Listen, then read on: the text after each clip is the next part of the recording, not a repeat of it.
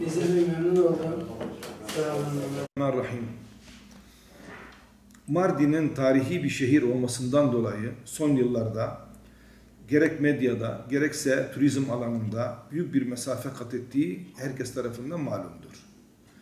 Özellikle bir dikkat çekici bir yönü, binalarının taş yapıları ve tarihi bir eser manzarası arz etmesinden dolayı dizilere son yıllarda epey konu oldu.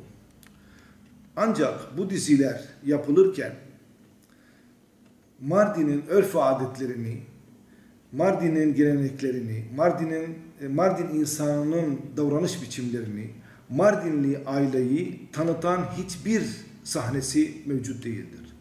Hiçbir yönü Mardinlilerle alakalı değildir.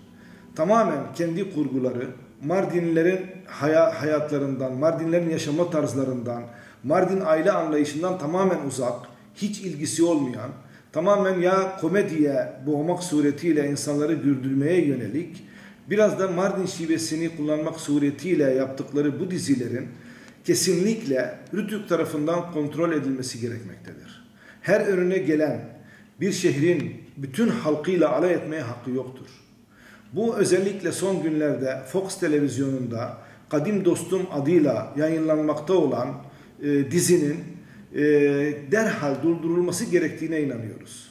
Ben bir ilahiyatçı kimliğimle, tarihçi kimliğimle ve İlahiyat Fakültesi dekanı olarak Mardin'in en köklü ve eski ailelerinden birisinin mensubu olarak bu dizideki senaryoyu, kullanılan kelimeleri, anlatılanları kökünde reddediyorum ve kınıyorum.